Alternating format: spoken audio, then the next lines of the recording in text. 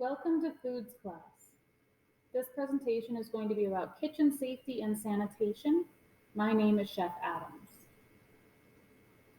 We're going to begin with some basic stuff. We are going to be making sure that we are putting our waste in the correct place. So you will have to make sure that you are paying attention to these items. We have the green recycling bin, which at home I'm sure is blue. But this is where a lot of your papers and plastic containers are going to go that have the little triangle on them. If you have a drink container, it's going to go in the yellow one that's now out in the hallway. Any compostable items, food scraps, paper towels, tissues, all of those are going to go into the compost bin, which is right next to the door in kitchen 5. The black garbage that goes to the landfill is all your plastic products that are not recyclable. So please make sure that you are helping to keep as much out of the landfill as possible. Okay? Whenever you are in the kitchen, there will be some kitchen duties that you need to make sure you're doing. This goes above and beyond your own kitchen cleanup. We make sure that it rotates so that you're not always doing laundry. So there's a 5 lab rotation. We do want to make sure that the kitchen is left better than you found it, because there is a class in here every single period of the day. So you're going to make sure that you're putting all your tools and equipment back in your kitchen. And sometimes you just need to ask for help if you don't know what you need to do. But this chart right here is in every kitchen, and you will be reminded of it.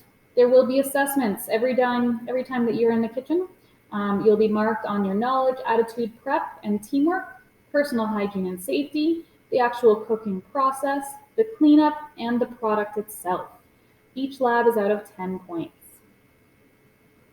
When it does come time to actually make your food, you will be presenting an item to myself or another foods teacher, and you will want to make sure that you are putting your best foot forward when it comes to presenting your food. So don't pick the scary looking item on the bottom. You want to present something that looks really nice, something that you would be happy to eat if you were presented that at a restaurant. I know sometimes it doesn't look right when you actually make it for the first time, but pick the best looking thing out of what you've made. Okay? The samples that you provide will be shared with other staff members, so it is best to make sure that you are presenting the best one. Here are some common abbreviations that we will be using this semester. So C for cups, lowercase TSP, and lowercase t for teaspoon, capital T, capital TBS, capital TBSP for tablespoon, ml for milliliter, lb for pound, kg for kilogram, oz for ounce. FG is one that you don't see quite as often. That is used for when you just need a few grains. So if you're making a single batch of something, as serving for just one person, you might see a few grains. An abbreviation that we use all the time in many recipes is TT, so that's to taste. MIN for minute, DEG for degree, and then I'm sure you guys are aware of these two, F and the little dot for Fahrenheit, and the little dot in capital C for Celsius. What you do need to know, because it will be on the test, is that in Canada, we use all measuring systems. We use metric, imperial, we use volume and weight to measure ingredients. So these measuring cups up here are volume. This down here is weight, okay? The measuring spoons and measuring cups often have both metric and imperial measurements on them. But that is volume. You cannot measure volume on a scale. Here are some common sense items that you should be aware of. They may be on the test. Who can say? Pot handles need to be turned in, so they do not extend beyond the edge of the stove. Long hair needs to be tied back. Short hair should be in a hat or a hairnet, if at all possible. We all lose hair. Some hair is just easier to see because it's longer. Roll up your long sleeves, and we're going to wear an apron. That is our PPE, our personal protective equipment. So we do make sure that we are wearing an apron when you're in the food room. And the long sleeves we want to make sure are out of the way so that you don't end up with food in the sleeves, or whatever's on your sleeve doesn't get into the food.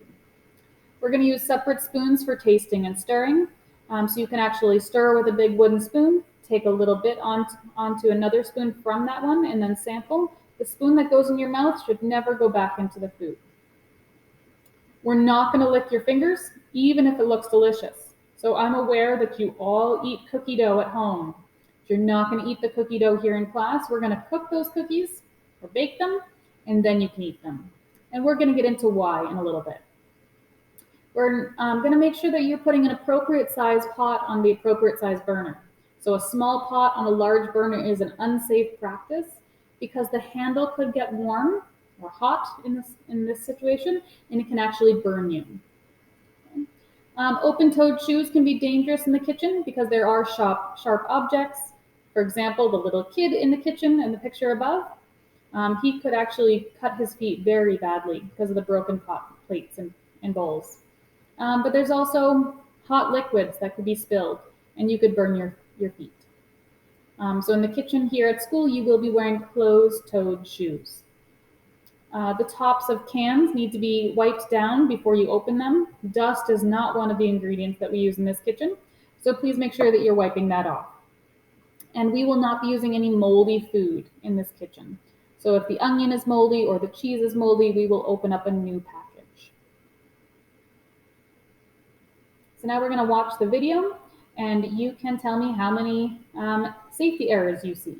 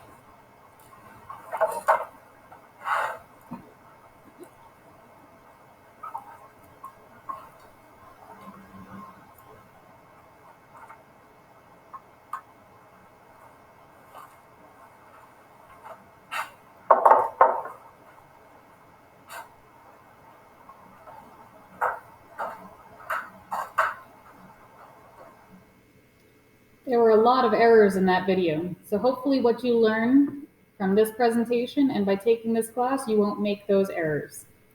Let's get started.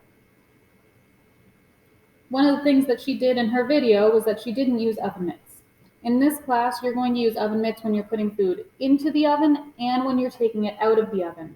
We always preheat the oven, and so a lot of people end up burning themselves when they're putting things in because they'll hit the upper rack or they'll hit the element inside the oven. Those are very dangerous and you can hurt yourself very badly. So we will be using oven mitts, like the ones in the upper corner of this presentation. We will not be using tea towels, dishcloths, or aprons. Those items could actually cause a fire, and they can transmit heat to your hand if there's any moisture left on them. So I know people do it in the TV shows, but you are not going to do that in this kitchen. Pot holders or oven mitts can be used when you're actually, pot holders can be used to take things out of the oven as well, so they don't have to be mitts, but they should be properly insulated for heat to make sure that you're not going to get burned. You can use a clean and dry dish towel or tea towel on the counter to protect the counter from the heat, but it must be a brand new, clean and dry one. It can't have been used to dry up a spill because that moisture that's on the towel will actually transmit the heat through the towel to your hand or to the counter. There are physical hazards in the kitchen. If there weren't, we wouldn't be going over some safety stuff. So this should be pretty obvious, but there are in the kitchen sharp objects. Things like blenders and knives and food processors. There are broken tools and equipment occasionally. And if you ever see something in the kitchen that's broken, please let us know. That way we can replace it. There are times where you might have a slip, a trip, or a fall in the kitchen. There are a lot of people in this kitchen, so we really need to make sure that you are cleaning up after yourselves and so that we don't have any slipping, tripping, or falls. Smoke and fire can be a problem in the kitchen. That's a physical hazard. If you can't breathe because of smoke, then we have a really bad problem. Burns and cuts we will get into. They are a physical hazard and they do happen in the kitchen. Thankfully, we do not have any rodents in this kitchen, but that is because I am making sure that all the food containers are properly sealed and there's no openings for rodents to get into the room. So we're making sure of that, but it is an old building, and in the winter, rodents do like to come into buildings where it's nice and warm and cozy and there's food. So we make sure that the floors are swept and the food containers are all sealed, so there's no temptation for them to come into this room. So knives and cutting equipment are a big part of this class. You will be using knives in this room. Next week, we will actually be doing a knife safety lab. I'll do a demo and then you guys will make some cuts and have a little veggie snack. But for every cutting job that you do, we will be using a cutting board. We have 3 different color cutting boards. We have a red one that is for raw meat and raw poultry. We have black cutting boards that are for vegetables. And then we have a white cutting board that is for basically general use, just not raw meat. The raw meat only goes on the reds. That way we can make sure that there's no contamination of your other food. Once the meat is cooked, you can put it on your white board. We do want to make sure that when you're using a cutting board, that you are doing it on top of one of these anti-slip mats. This mat prevents your cutting board from slipping and makes it a lot safer. If your cutting board is moving around on you, or if you have a dull knife, it actually can make it very, very dangerous. So if you don't have one of these anti-slip mats at home, you can actually get a dish towel. You can get it wet, wring it out as much as possible, put it underneath your board, and that should keep it from moving. When you are using a knife, you always want to slant the knife away from you, or the peeler, or even the grater. Just slant it away. That way you're not going to accidentally get a knuckle or a fingertip. You can watch the whole process if the knife is slanted away from you. So the reasons that we make sure that you know knife skills is so that you can be safe, you can have the proper recipe requirements, the speed that you use will actually get better the more times you use your knife skills, and you can be more accurate. So we will have a video. This video will be on D2L for you to watch. It's the demo that I made for knife skills, but I will be doing a presentation as well. And again, a knife that is dull is not safe. Your knife could slip off of the food and actually cause a really bad accident. The last thing I want to tell you about knives today is that we don't put them in soapy water. You leave them on the edge of your sink until you're ready to clean them. You clean them in one setting, rinse them, and let them dry. If you put them underneath soapy water, you could lose track of where they are, and someone who sticks their hands in the water could actually get seriously injured. If they were to get injured by that knife, you could end up with either minor or major cuts. So if you end up with a minor or major cut, the first thing you want to do is, minor cuts, you want to wash it under running water. We want to get anything that might be in the cut out, and then we want to wrap it with some paper towel or a regular towel, even an apron. Those are very washable. Okay, you're going to notify your teacher right away. We're going to compress it to stop the bleeding, and then put a Band-Aid on it. You will also, if you're still in the middle of a lab, you'll put a glove or finger cot on the injured finger until you're done with the lab. If it's a major cut, hopefully that doesn't happen, but we won't wash it. We want the doctors to be able to see what might be in there. We're going to wrap it in paper towel and apply pressure, and then we're going to get you some medical attention. If you burn yourself, we are working with hot ovens and stovetops. So if you burn yourself, there are a couple different degrees of which you can get burned. That burn can be by heat, friction, electricity, radiation, not like nuclear. Radiation is a form of heat, or it could be from chemical. Okay, so a first degree burn is going to be redness and swelling. You can see in the picture up here. You're going to have redness and swelling. That's a first degree burn.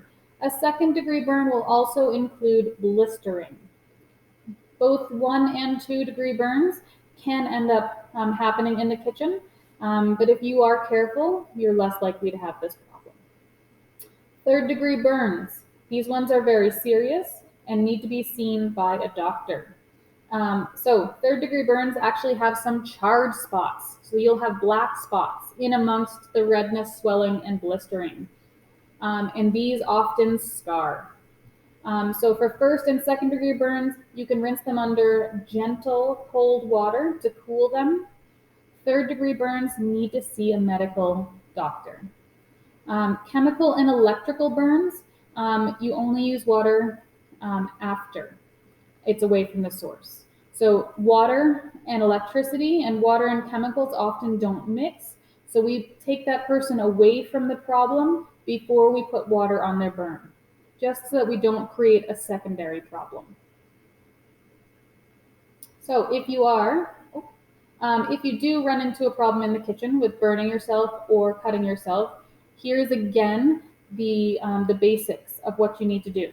So if you burn yourself, you're going to run the burn under cold water, apply first aid ointment such as polysporin, and then you're going to cover with a bandage. Okay, and then you might need to put on a glove or a finger cot. If you cut yourself while in the kitchen, we're again going to run it under cold running water. This time it's running water to flush anything out of it that might be in there.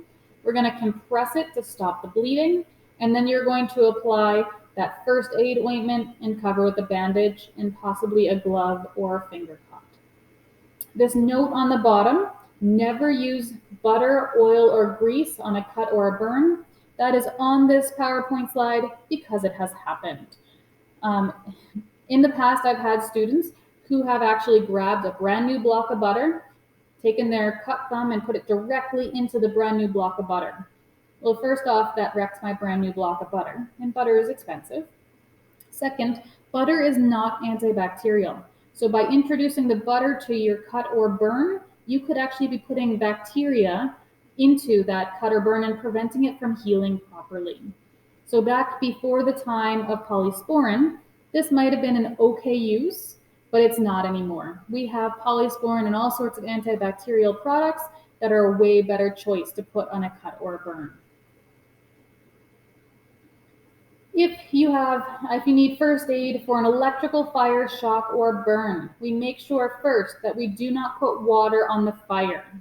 If there's a fire because of electricity, we are going to use an extinguisher. And that extinguisher is actually developed to not cause a bigger problem. We are going to make sure that the electricity gets turned off at the panel. We're not going to try to unplug the appliance that's causing the problem, because then you could actually end up being part of the problem, like the gentleman in the picture at the top.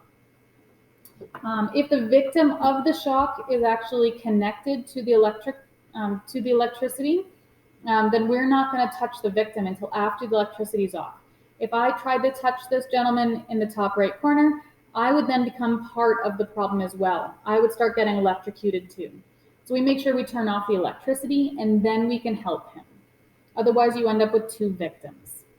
For a serious shock, we're going to call 911 and get the medical teams here, the paramedics, to help deal with the electrical shock, because electricity can seriously affect someone's heart. Slips, trips, and falls are a common occurrence in the kitchen, especially on these floors. We make sure that we try to clean them every day. So every period, there's a team that sweeps the floors.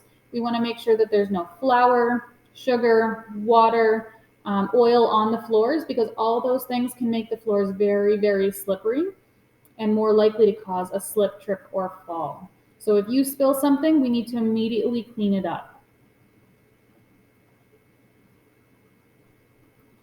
Okay, fires do happen in the kitchen, unfortunately, but we want to make sure that if one does occur, you know how to react to it. So this chart, this pie chart from the International Association of Firefighters is recent. It's from 2020. They say 40% of every house fire actually starts in the kitchen. 40%. That's the largest percentage of house fires where they're starting. So if one does happen in your kitchen, often they are the source, often they are the result of grease, so an oil or a greasy substance that can combust. So if that's the case, we're going to use a fire extinguisher if it's quite large. If it's a smaller one, it hasn't gotten too big yet, you can use baking soda. You could also just cut off the air supply by putting a pot lid on top of the pan that's causing the fire. All those things, what they do is they cut off the air supply to the fire. And fires, just like us, need to breathe. What we don't want to use on a kitchen fire, water. Because if it is a grease fire, that water will just displace the grease. If you've ever seen salad dressing before that has separated, you can see that the oil is sitting at the top and there's other liquids below. So that's what would happen if you used water on the grease fire. The oil will just stay on top and the water will go underneath. And in fact, it ends up spreading the fire and making it 100 times worse. We also don't want to use a towel. I know you see people in the movies using towels on fires. Often they're even fanning the fire with a towel to try and put it out. When in fact, I just told you, fires need air to breathe. So if you're fanning the fire, you're just giving it more air to breathe. And towels, even if they're wet, they're flammable. So you're giving it fuel as well. And the last thing we don't want to use is salt. Some people think that salt and baking soda are interchangeable for fire suppression, but they're not. If you look at salt under a microscope, it's very cube-like. It's got very angular sides. And when it lays down on another piece of salt, it actually creates little air pockets. And so it doesn't successfully smother the fire, not like baking soda. So that's not something we want to use. If we are going to use a fire extinguisher, we're going to use the PASS system. There are 2 fire extinguishers in this classroom. One is hanging right by the door. That is the largest of the 2. And there's a secondary one on the demo table. So in order to use the PASS system, we're going to pull the pin. You can see the pin on the side. This is just like a grenade. It won't work if the pin is in. You won't be able to pull the handle. Okay? After you pull the pin, you're going to aim the nozzle. So either a nozzle like this, some of them have an actual hose. Okay, you're going to aim that nozzle at the base of the fire. You're then going to squeeze the handle slowly.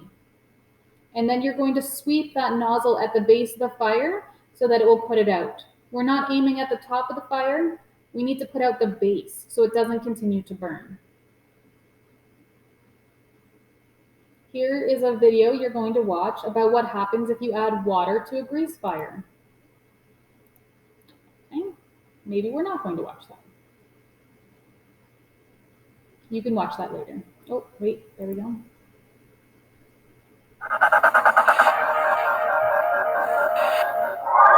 It's a fact that most home fires start on stoves. Is the cause of panic when fire breaks out. We're still on the fire training center, but this time in a fireproof room. We're going down in scale with our oil and water experiments to find out what we need to go up in scale.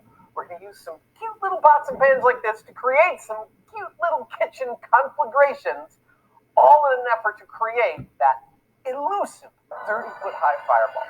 So get set for mayhem in miniature.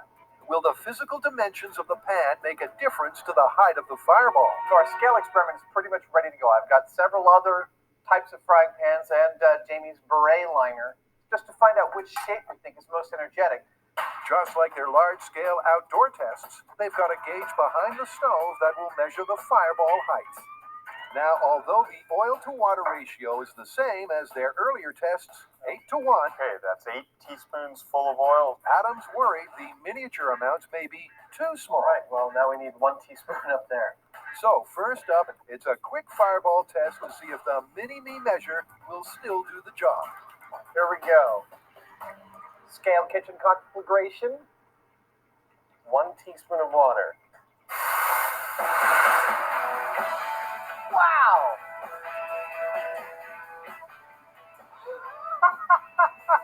Yep, it's frightening stuff. Even a tiny amount of water can still cause a kitchen catastrophe. I think we're going to need a smaller scale. This season, myths will fall. All new. All right, so you could see how big that fire got. That is accurate. That is what fires do when you add water to them. So if we do end up having a fire somewhere in the building, or we need to remove ourselves from the building because of something else, we will first start by turning off the ovens, removing any pots from the stovetop to make sure nothing else causes any more fire.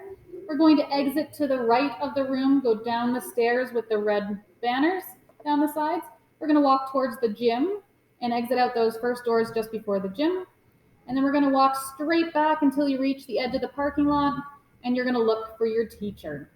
If you don't see me or your teacher, you're going to look for them, but you should be in that area. You're not going to the front of the building or the side of the building. We're going back as far as you can in the parking lot.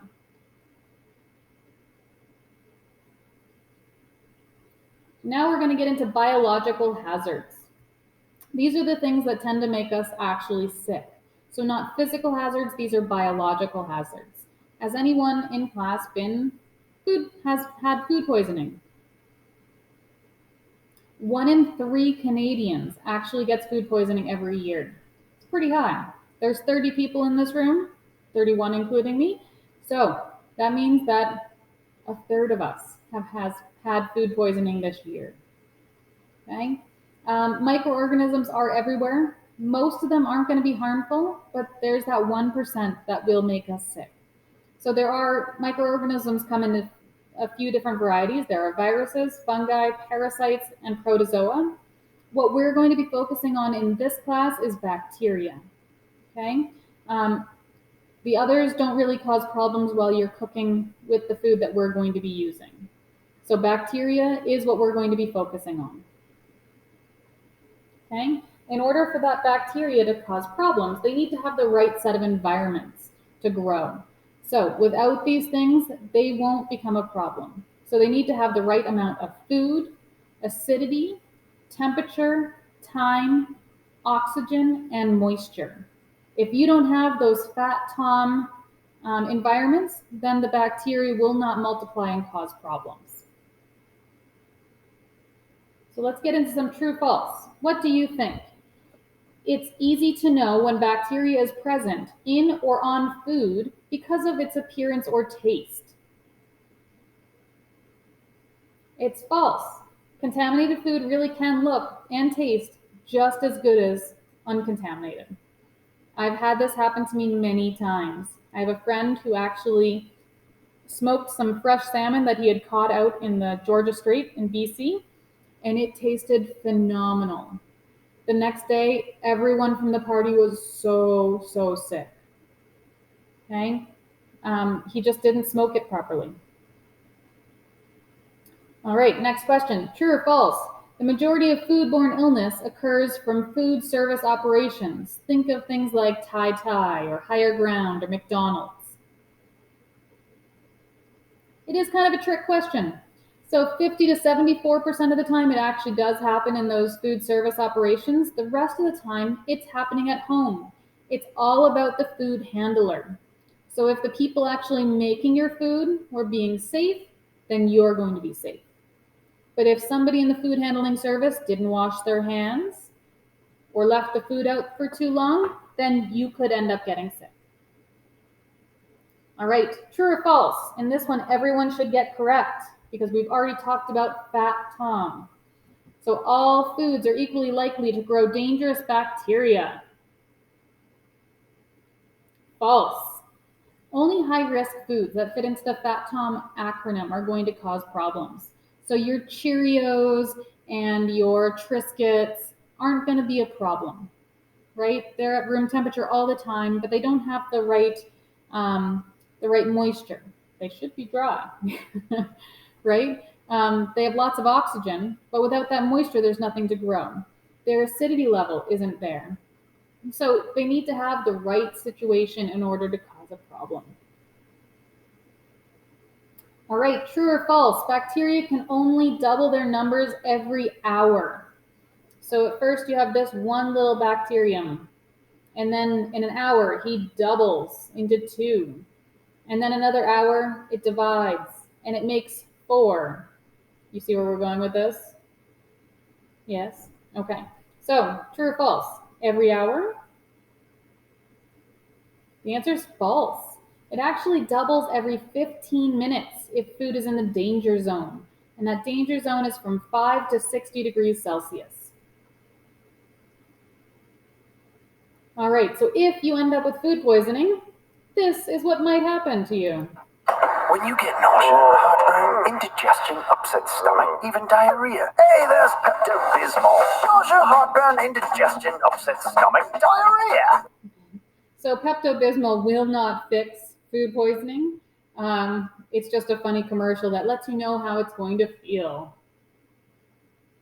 So some of the culprits that could actually make you sick. We have Staphylococcus as number 1. He is on everyone's skin, okay?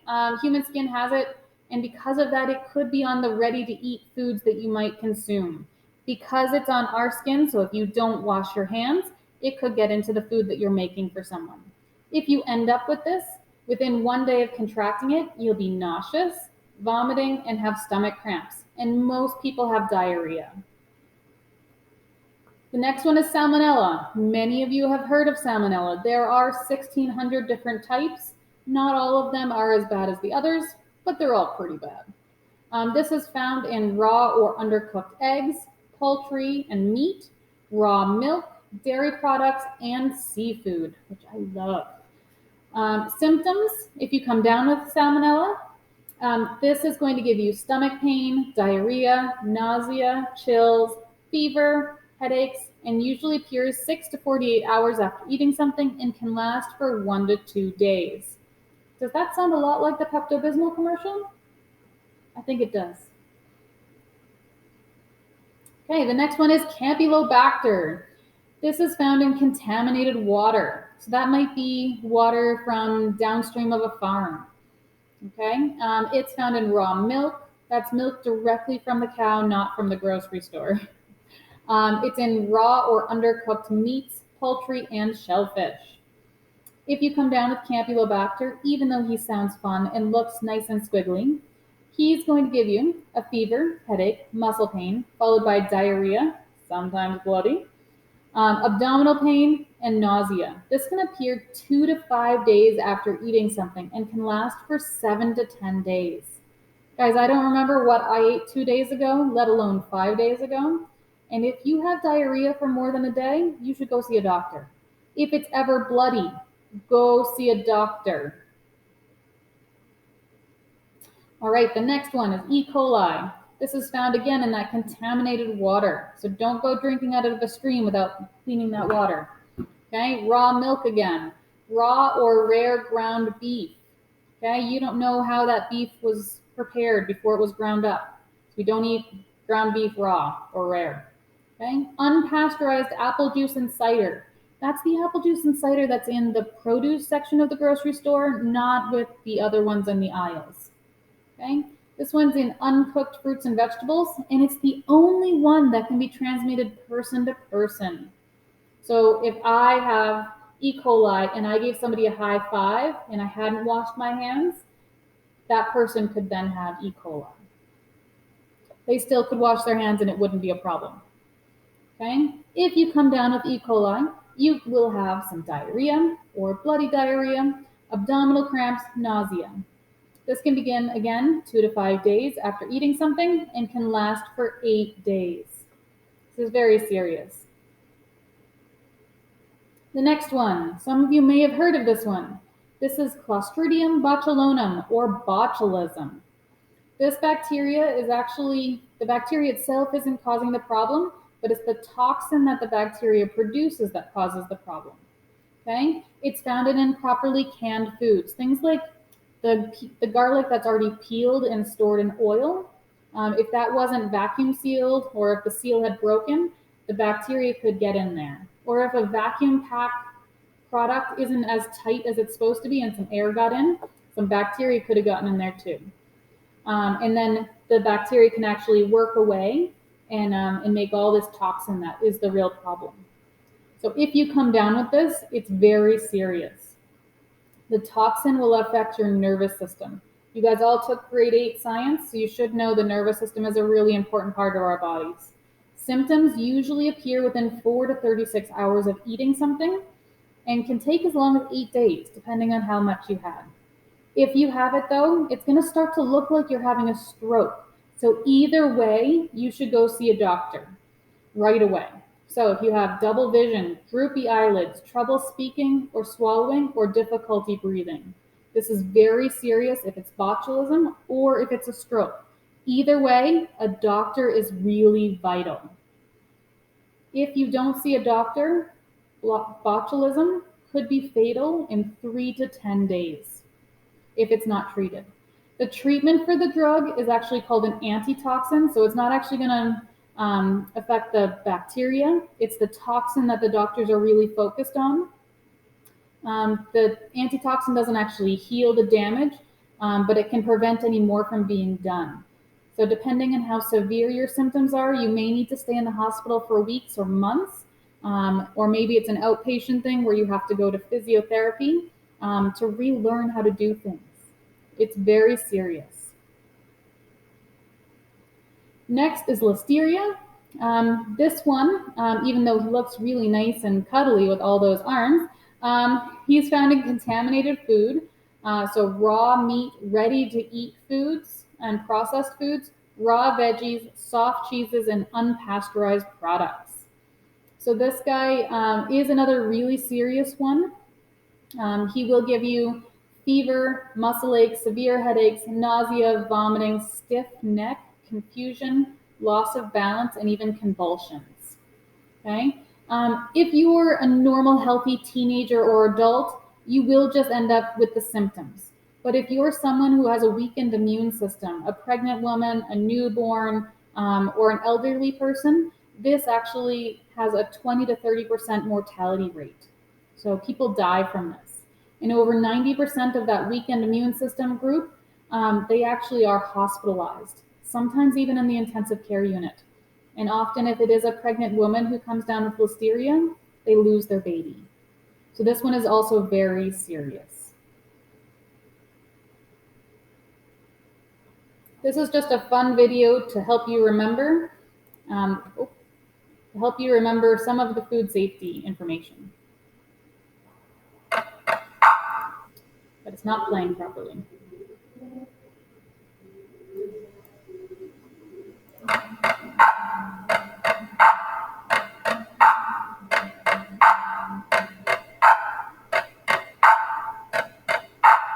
Buddy, you're a young man, dumb and careless, and you're gonna make someone quite sick someday. You got spores on your plate, they'll incubate. There's trouble if you cross-contaminate. Microbes, they might kill you. Microbes, they might kill you. Toiling with the fast food, bad mood, careless, it don't matter if those burgers stay pink inside. Serving up a storm with coliform, 0-5-7's deadly if it don't get warm. Microbes, they might kill you. Microbes, they might kill you. Singing, microbes, they might kill you. Microbes, they might kill you.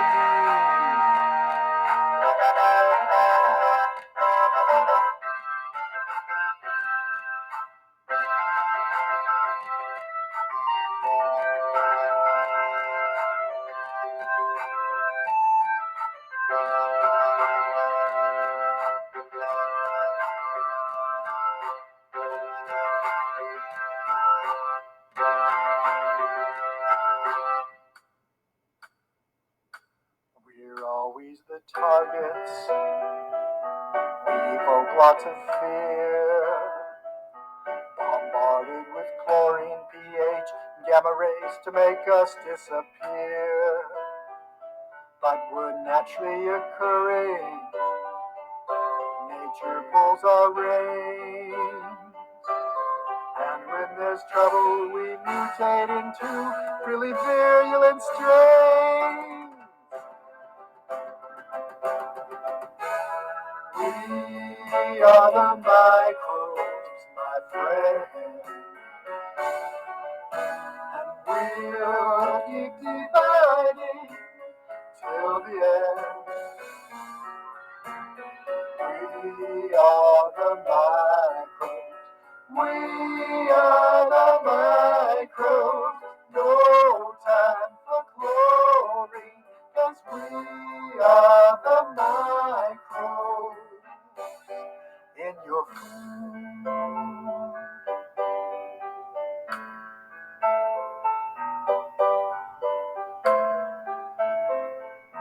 We'll mess up your kidneys, GI damage will do. We go by Clostridium, E. coli, Salmonella, just to mention a few. And we like sprouts and lettuce, salami and stew. You'll find us on chicken, soft cheeses, fruit juices, and hamburgers too.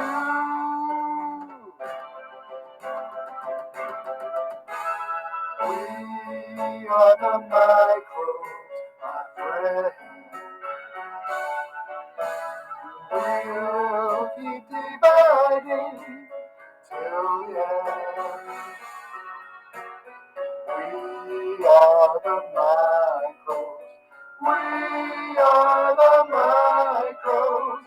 No time for chlorine, 'cause we are the microbes. We are the microbes. All right, that's kind of cute, right? So in order to prevent those microbes from becoming a problem, there's 4 things we're going to do to prevent them. So we're going to clean, cook, chill, and separate. The single most important thing that you can do when you're in the kitchen to prevent that transmission of harmful bacteria is to wash your hands. That's the single most important thing you can do. Now, I know we all know how to wash our hands because we have actually been through a pandemic and we've been doing it a lot. But I'd like to remind you that we are using warm water, not hot water. In order for the water to be hot enough to kill bacteria, your hands would be 2nd-degree burned. Okay? So, warm water. The soap is really doing the job of killing the bacteria. All right, here's an example as to why we're washing our hands. Okay, I know that these were wiped on Chromebooks and things like that, but we all have, most of you anyway, have cell phones. So that cell phone is kind of the same situation. When was the last time you washed your cell phone? Pretty gross to think about, isn't it? So this is 1 month of bacteria growth. So here is a number one, is a piece of bread that was wiped on a Chromebook. That's pretty disgusting. You have 3 different colors in there, okay? Number 2 was the control piece of bread. So the people took gloves and picked out the piece of bread and put it into the Ziploc. It never touched anyone's hands. Number 3 was just somebody's unclean hands. They didn't wash their hands, they touched the bread, they put it in the Ziploc. It's not like they did anything special. They just used their regular unclean hands. Number 4, they washed their hands with soap and water and then picked up the bread and put it in the Ziploc. Number 5, they used hand sanitizer. And clearly the hand sanitizer missed a spot, right? Pretty gross. Actually, I'd say that hand sanitizer one has lots of pretty colors. It's the most colorful out of all of them. So we are going to wash our hands with soap and water to make sure that we are preventing that spread of bacteria. We are going to also clean things. Part of being in the kitchen is cleaning. So we do have spray bottles that we use on the counters and only the counters. That spray bottle is a 5% bleach solution. So it is bleach and water, that's it. And that bleach will kill the bacteria on your counters, okay? When you're doing dishes, you need to use hot water, as hot as your hands can handle. That will it'll help to activate the soap, but it'll also help to melt off any grease that might be on your dishes. So if you've made cookies and that margarine or butter that's kind of slimy on the side of your bowl, the hot water will help to melt that off. Okay.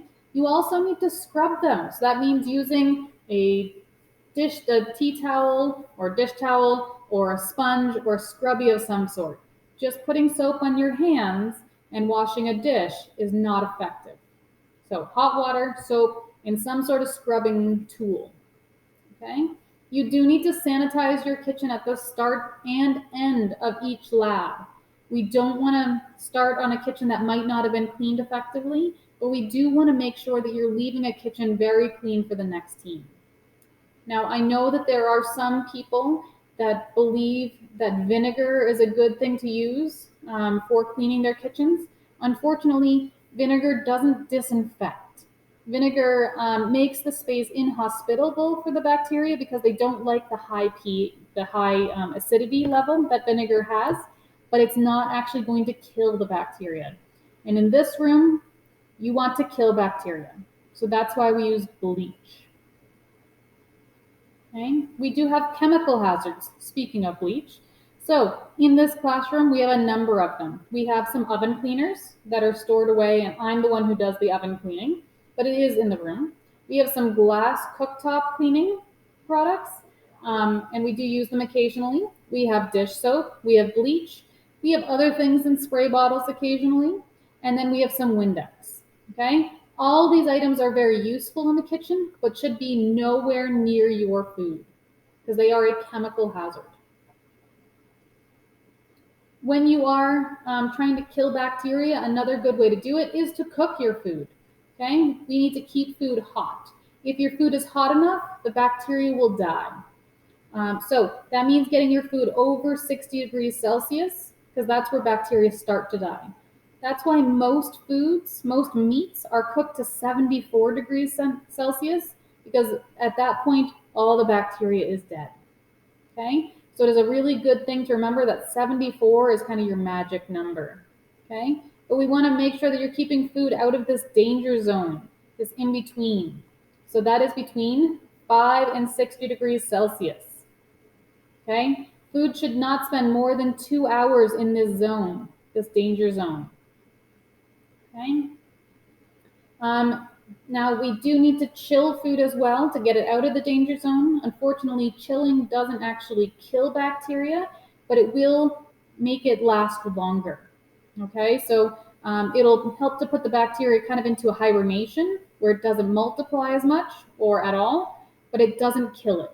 So the refrigerators are kept from 0 to 4 degrees Celsius, and freezers that will actually make it hibernate, those are -18 and below.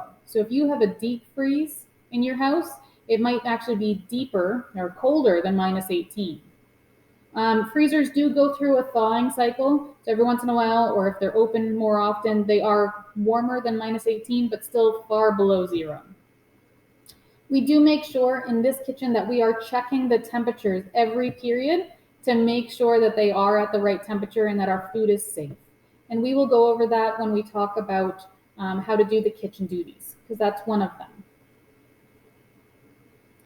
All right, when we're chilling our food, there's also a correct place to store things. We can't put hot food directly into the refrigerators or into the freezers, because it will warm up the internal temperature and it will affect everything else that's in there and can possibly, if it gets warm enough, make bacteria grow and duplicate.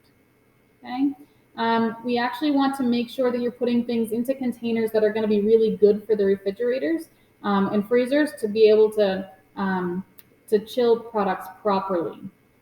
So that's what a shallow container that's uncovered before it goes into the fridge and then covered once it goes into the refrigerator is going to be your best method. If it's shallow, it gives it more surface area so that the product can cool down more effectively. You also need to make sure that the raw things or the more potential for cross-contamination are going to go on the bottom shelf. So that's your raw meats and your raw poultry and fish. And your eggs should be pretty low as well, because they can also be a high source of contamination. Your ready-to-eat things, your leftovers, your yogurts, your cheeses, they shouldn't be in the same area as the high potential for contamination. Oh, my pictures didn't work. Yeah. If you are planning ahead, you can plan ahead to actually thaw your food. There are 3 safe methods that help to prevent the growth of bacteria. So when you are thawing or defrosting, if you're planning ahead, you can put that item in the fridge, because the refrigerator is a lot warmer than your freezer is. So because the freezer is at -18, if you take that roast out of the freezer and you put it in your refrigerator at -4 or at +4, it will thaw. It takes a little while, but it does thaw. If you're running a little bit later, let's say you wanted some frozen salmon for dinner tonight, when you get home from school, you can put that salmon in the sink and run water in it, just like this picture. Okay? That water needs to be cold, but it will still be cold enough that the bacteria won't be multiplying. Clearly, it needs to be in a bag. It's not just raw fish or poultry or meat in the sink. It should be in like a sealed bag. Okay? You can't just put the meat in the sink. You need to actually use that water, because the sink itself is at room temperature, which is right in the middle of that danger zone. Okay? If you're running really late, you can use the defrost setting on your microwave. The problem with that is sometimes microwaves aren't very accurate and they tend to leave hot spots. And so it can actually end up cooking your food a little bit. But it does work to thaw things. These methods are the only 3 safe methods to thaw something from frozen. All right, so if you are needing to actually cut things, we want to prevent that bacteria from moving, so you can separate. That's one way that we make sure that we're not contaminating. So we can use separate knives and cutting boards to do that, or you can use, maybe you only have 1 cutting board and 1 knife. You just have to wash off in between uses. So you don't have that piece of meat and the carrots raw on the same cutting board at the same time. All right. That combination where the bacteria from the meat could get onto your raw veggies, that's called cross-contamination. But cross-contamination is not just like this picture where there's a shared cutting board. It's the transmission. It's how bacteria moves from one place to another. So if you're thinking about that video of the what not to do at the beginning of this presentation from the girl, she had her hands on chicken, raw chicken, and then she put her fingers in the salt bowl, and then she went to the oven door, and then she used a towel to wipe off the cutting board. All those places could now be contaminated with bacteria. That's called cross-contamination. All right, food storage is another part of what we do here in the kitchen. So we have a lot of food that's stored at room temperature. Those items are in the pantry. So room temperature is between 21 to 25 degrees Celsius. It's a really comfortable temperature for us, but it is that danger zone. So the only things that are stored in the pantry are things that have not been opened yet or don't fit into that Fat Tom acronym. Okay? When we are storing things, we're going to use the FIFO system. So first in, first out. So if I have, you can see this in milk when you're at the grocery store because the date is right at the top of the milk. So the milk that came to the grocery store first is going to be closest to you. The ones that are newer, that just arrived, are going to be at the very back of the row. Okay? The same thing applies in the classroom here. So if I buy a can of beans in February and I buy another one in April, we're going to use the one in February first because it came to the classroom first. We want to make sure we're doing that so things don't go bad on us, they don't expire. Okay? We also want to make sure that we're using the items that are already open. We're not opening something new when we have something that's already in use. Okay? If you are going to be putting anything into the refrigerator or freezers, we need to make sure that we're putting a label and a date on it. So we don't end up with some random condiment that was opened 3 years ago but has no date. So we don't know how long it's been open. Okay? And we do need to make sure that when you're putting things when you're storing them, they need to be sealed and to make sure that they will last for the next use. So cheese, for example, needs to go into a sealed container or into a Ziploc, be wrapped somehow. If you don't wrap it, the refrigerator will pull all the moisture from it and it will turn into a hockey puck overnight. So who's responsible for keeping the kitchen safe and clean? Everyone. Everyone's responsible. In a food service establishment like a restaurant, everyone is responsible for the safety standards. It should be part of the overall commitment by everyone on the team. So it's not just the chef, it's the line cooks, it's the management, it's the wait staff, it's the bus guys, it can be the dishwasher. Everyone is helping to make sure that the food is safe and that the kitchen is safe. This applies to this room too. You're all going to help me make sure that this room and our food is safe to consume. So here's some information about the safety test. You do need a 70% or higher to pass the test. There are 49 possible points, so you need 35 to pass. It is all multiple choice and will be on D2L. The test will be on Monday, February 6th in the Tech Center, Area 2. Everything in this presentation could be on the test, especially the items in red. You can retake the test up to 3 times. After that, you will need to do a project for me and you may not earn all 5 credits this semester. You do not need to, you'll need to take it in class. So make that arrangement and you won't be cooking until you actually pass. Okay, and that is a pass with a 70%. I don't want you safe just half the time. I want it more than 2/3 of the time. Okay, your teammates will help you with that other 30% of the time. All right, thank you.